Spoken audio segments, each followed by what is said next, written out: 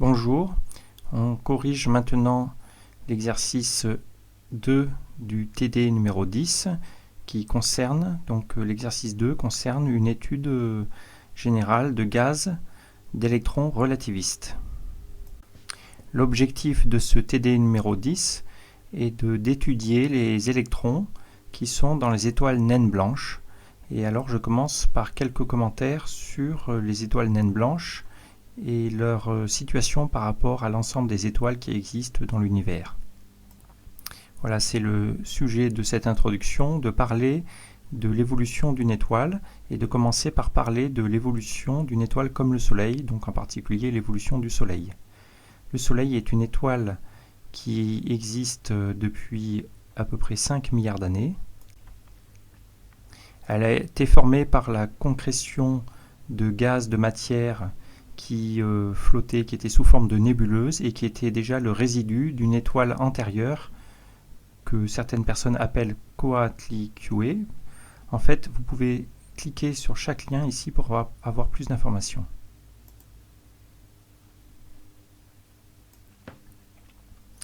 Et ces résidus expliquent que, par exemple sur Terre, il y a des matériaux, des atomes comme le carbone, l'aluminium et plein d'autres matériaux qui ont été fabriqués dans la mer du Soleil, donc dans les étoiles antérieures. Donc actuellement, le Soleil contient en majorité de l'hydrogène, qui est un combustible pour une réaction de fusion nucléaire. Et pour cette raison, l'équilibre thermodynamique du Soleil actuellement trouve un équilibre entre la force de gravitation qui le compresse et puis à l'interne sa température et les radiations qui ont tendance à retenir cette compression gravitationnelle. Et on peut montrer que à l'équilibre, on peut expliquer le rayon actuel du Soleil qui est à peu près de 1 million de kilomètres et qui sera ainsi pendant des milliards d'années en augmentant légèrement. Voilà. Et lorsque tout l'hydrogène ou essentiellement l'hydrogène aura été consommé, eh bien, il n'y aura plus de force de radiation interne pour empêcher l'effondrement du Soleil sous son propre poids, sous l'effet de l'attraction gravitationnelle, et le Soleil va donc s'effondrer. Alors voici le scénario. Actuellement, on est ici, et donc à la fin de la combustion de l'hydrogène, eh bien, le gaz donnera une géante rouge, mais à l'intérieur, il y aura le collapse, l'effondrement d'une majorité de la matière, donnant ce qu'on appelle une étoile naine blanche. Et c'est le sujet de ce TD que d'étudier la situation d'équilibre de l'étoile naine blanche et de trouver en fait son rayon, de montrer qu'il est de l'ordre de 5000 km, ce qui est extrêmement petit par rapport au rayon actuel du Soleil, et ça donnerait un rayon comparable à celui de la Terre. Pendant ce temps, une partie de la matière du Soleil serait expulsée et formerait ce qu'on appelle une nébuleuse planétaire. C'est par exemple ce qu'on peut observer dans la Lyre actuellement. Il y a une fameuse nébuleuse planétaire appelée nébuleuse de la Lyre. Voici sa photo. Donc c'est une nébuleuse qu'on peut voir avec un petit télescope l'été dans le ciel vers 10h du soir, minuit, dans la constellation de la Lyre. Ce qu'on imagine concernant le Soleil, c'est que cette étoile naine blanche continuera de rayonner et donc d'avoir l'apparence d'une étoile blanche. Mais après un temps très long, de plusieurs milliards d'années, elle cessera de rayonner, mais aura toujours sa matière et deviendra ce qu'on appelle une naine noire, qui sera donc invisible. Actuellement, ça n'existe pas encore dans l'univers, les étoiles naines noires. Ce deuxième schéma commente l'évolution des étoiles, en fait, d'autres scénarios que celui du Soleil. Celui du Soleil est ici, vous voyez, à partir d'un nuage de matière antérieure, qui provenait lui-même peut-être de résidus d'étoiles. Eh bien, le Soleil s'est fabriqué par concrétion, et lors de son évolution qui a duré plusieurs milliards d'années, on imagine que dans le futur ça donnera une étoile géante rouge qui ensuite le cœur va s'effondrer et donnant cette nébuleuse planétaire avec en son centre une étoile naine blanche et beaucoup plus tard une étoile naine noire.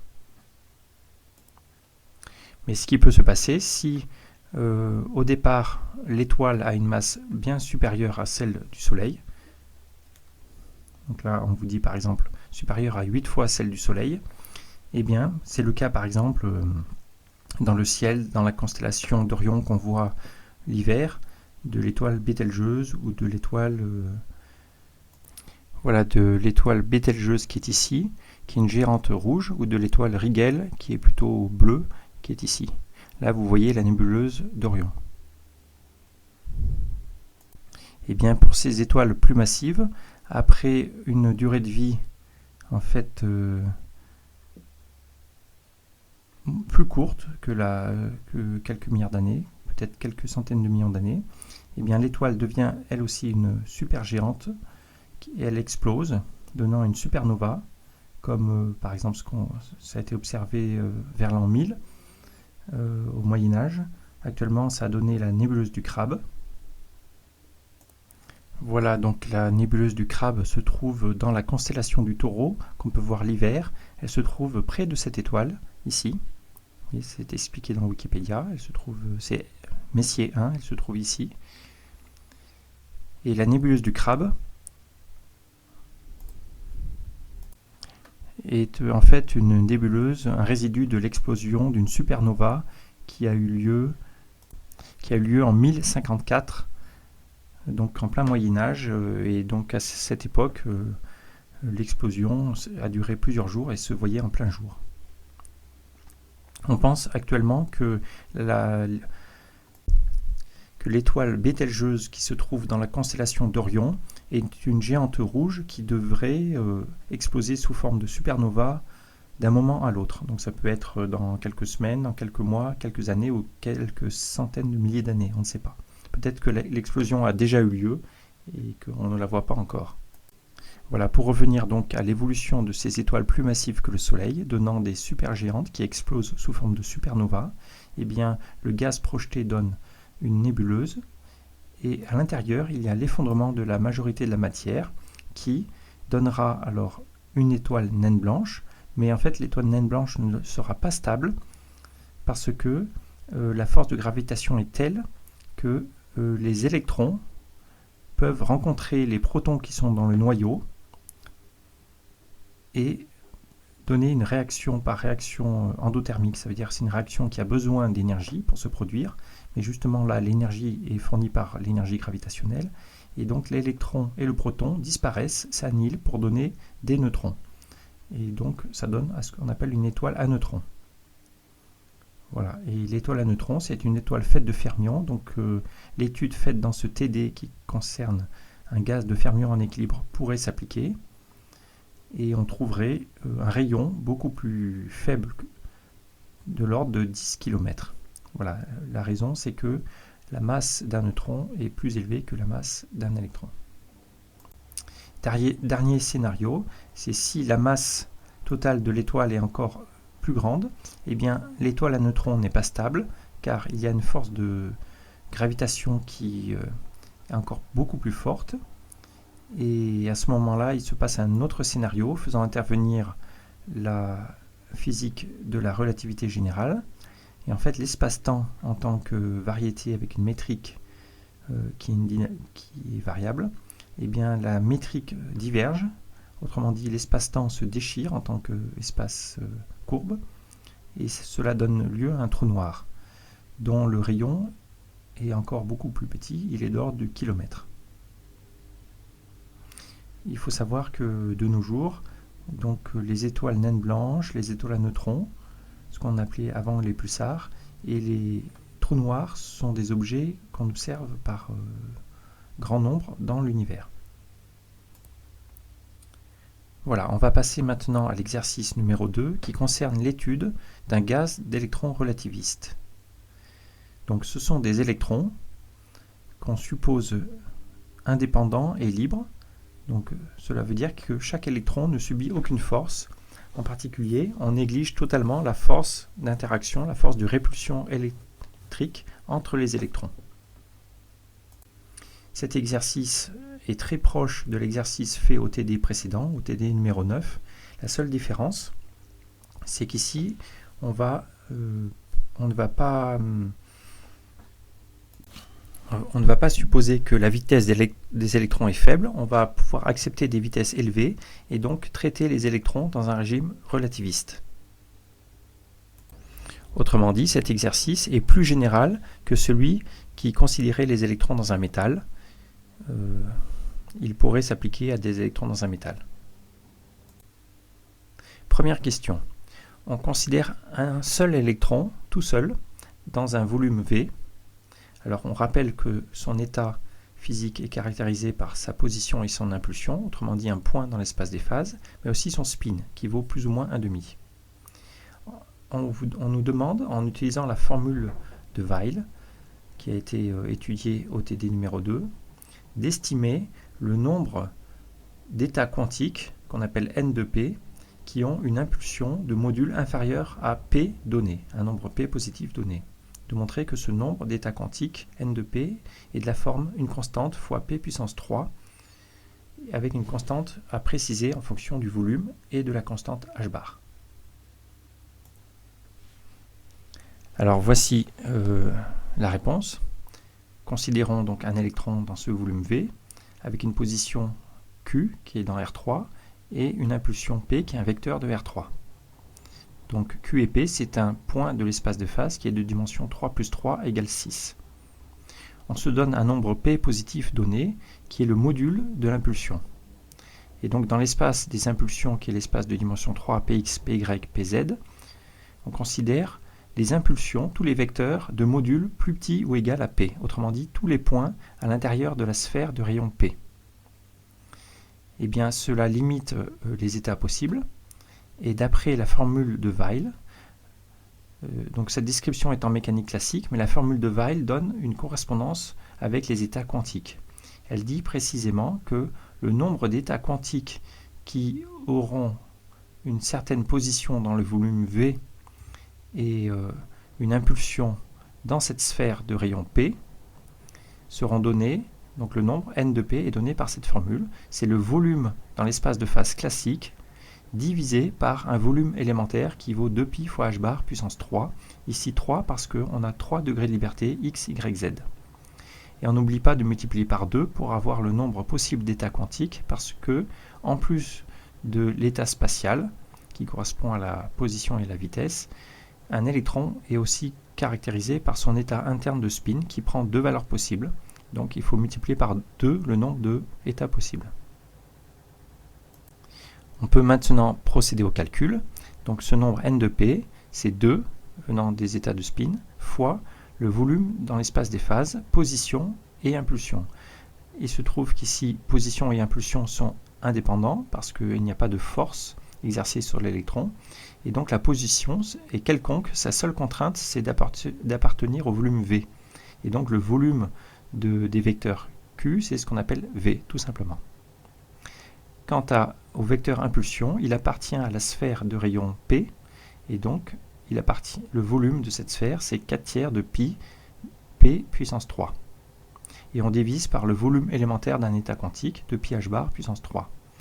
Voilà, donc ça nous donne bien une constante fois P puissance 3, où cette constante c'est 2V sur fois 4/3 de pi sur 2π h bar puissance 3, donc ça nous donne V sur 3 pi carré h bar puissance 3. Voilà, maintenant on passe à la question 2. Dans la question 2, dans le même volume, on considère maintenant n électrons, un nombre très grand N d'électrons qui sont libres, ils ne subissent donc aucune force, et indépendants. Indépendants signifie qu'ils n'interagissent pas entre eux, donc on néglige la force de répulsion électrique entre les électrons. Et on considère la situation à température nulle. On pose la question, quels sont les états occupés, donc les états à un électron occupés par ces n électrons. Voici la réponse. On avait étudié au TD numéro 8 la thermodynamique, la physique statistique des électrons qui sont des fermions. Et on avait montré, donc c'est un postulat, le postulat des fermions, c'est que Donc chaque état à une particule est occupé par 0 ou 1 électron.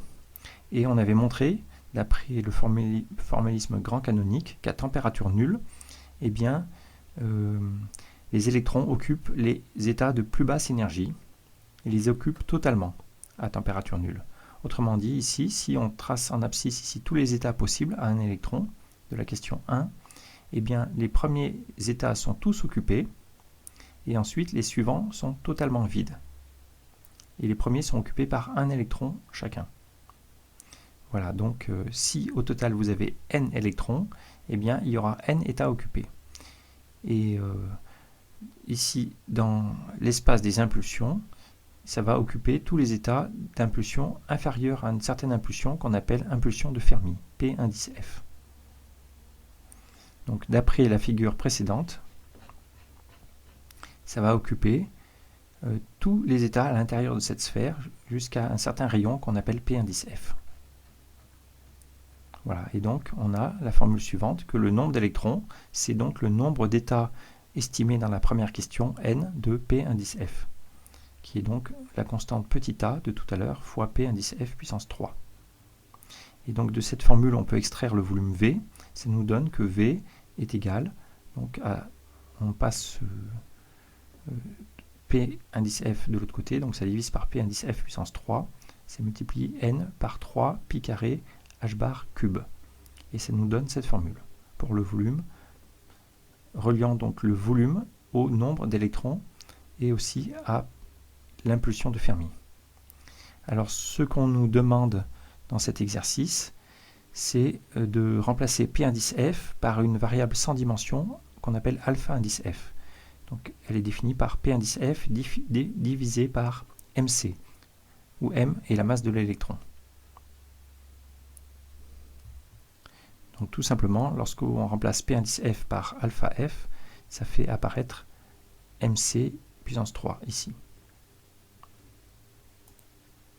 On passe maintenant à la question 3. En relativité, on nous dit,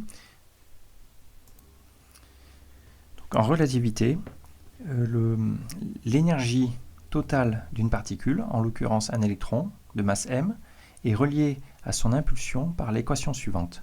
L'énergie au carré moins l'impulsion au carré fois C2 est égale à une constante qui est la masse au carré fois C4. Où P, c'est donc le module du vecteur impulsion. Donc comme précédemment, on introduit une variable sans dimension, on remplace l'impulsion P par P sur MC et on appelle cette constante, cette valeur alpha. Et la question ici est tout simplement d'exprimer l'énergie epsilon de l'électron à partir de alpha, M et C. Donc voici la réponse, c'est pas trop difficile. Donc l'énergie est ici au carré, donc on passe tout le reste, les membres à droite, ça nous donne que l'énergie c'est racine carrée de cette expression. On factorise par MC2 et donc il apparaît tout simplement bien, P sur MC au carré, donc alpha carré. Voilà. Alors un petit rappel, ça c'est l'expression de l'énergie en relativité.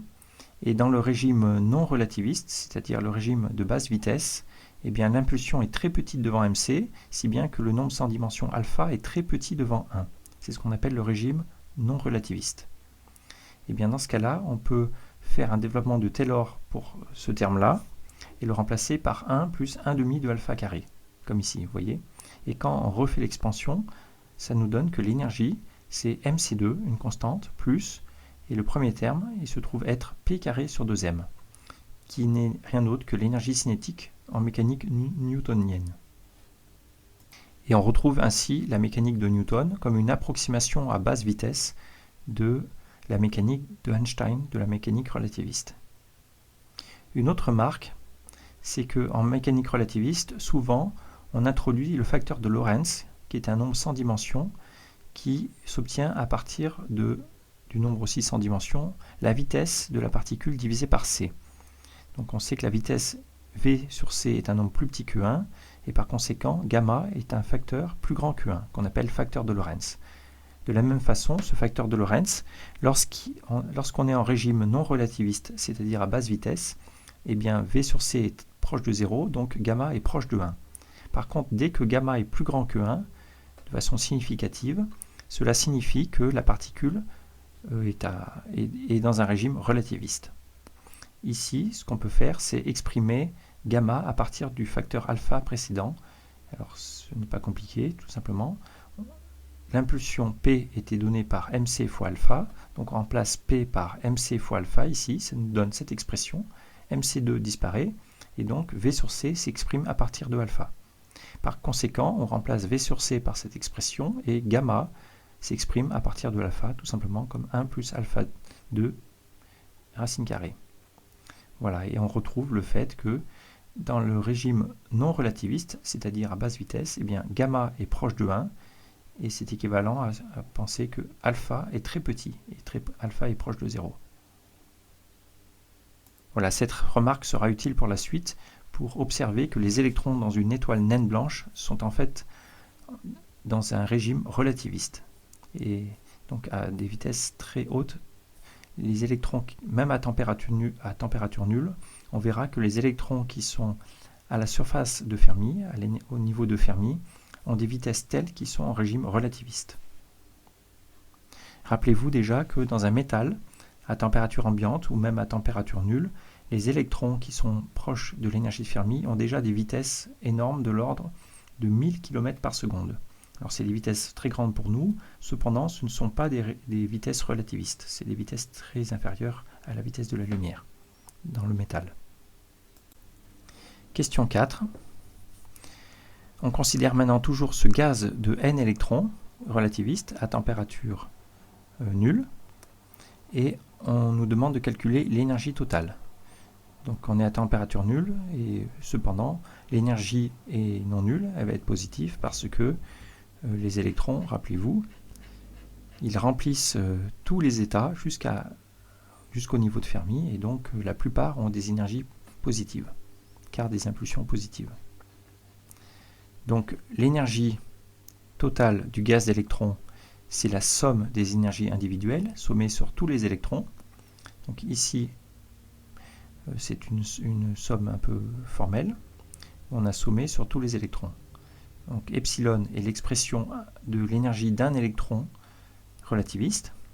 Ce qu'on fait, c'est qu'on veut intégrer, on va remplacer la variable d'intégration par l'impulsion. Donc on introduit dn sur dp, intégré sur dp, et même on veut remplacer p par alpha. Donc on remplace dp par dp sur d alpha fois d alpha. Voilà, et donc maintenant cette intégrale peut se faire. Donc il faut intégrer jusqu'au niveau de Fermi. Donc ça nous fait, donc là je me suis trompé, c'est pas pf mais alpha f qu'il faut écrire dans l'intégrale. Donc l'expression de l'énergie, on l'a vu à la question précédente. Epsilon c'était mc2 fois 1 plus alpha 2 racine carrée. Donc on le met ici dans l'intégrale, mc2 1 plus alpha 2 le tout puissance 1,5 fois dn sur dp. Alors ça c'est la première question, c'était la densité d'état. Donc on avait que n de p c'était a p puissance 3, donc dn sur dp c'est 3a p puissance 2. Voilà, 3a p puissance 2. Et il reste dp sur d alpha. Et dp sur d alpha, eh bien on dérive cette expression, p par rapport à alpha, il reste mc. Voilà, ça donne mc. Et donc là, on peut mettre toutes les constantes en facteur, m, c, 3a, et on remplace p par alpha aussi. Alors, p c'était mc fois alpha. Donc là, ça nous fait du alpha 2, vous voyez. Et il nous reste donc une intégrale sur alpha fois une constante. Donc cette constante, on peut la simplifier.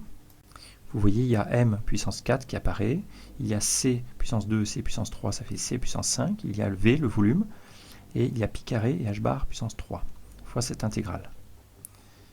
Alors, on remplace le volume v par l'expression en fonction du nombre de particules, parce qu'on va supposer dans la suite que ce nombre est fixé, donc c'est un paramètre important pour nous. On remplace donc le volume v par n à partir de la question précédente. Voilà, on avait trouvé cette expression pour le volume à partir de n, et ça fait intervenir 1 sur alpha f puissance 3. Donc il y a ici un alpha f puissance 3 qui apparaît, et donc il y a une constante qui en fait se simplifie et donne mc2 fois 6n fois une certaine expression de alpha f. Et cette expression, eh ben, on lui donne un nom, on va l'appeler h de alpha f, comme dans l'énoncé. Ici, voilà, c'est cette fonction h. Qu'on ne va pas chercher à calculer, on peut le calculer avec un ordinateur ou une calculatrice. Voilà, on a terminé le premier exercice qui était de trouver l'expression de l'énergie totale d'un gaz d'électrons en régime relativiste à partir du nombre de particules n.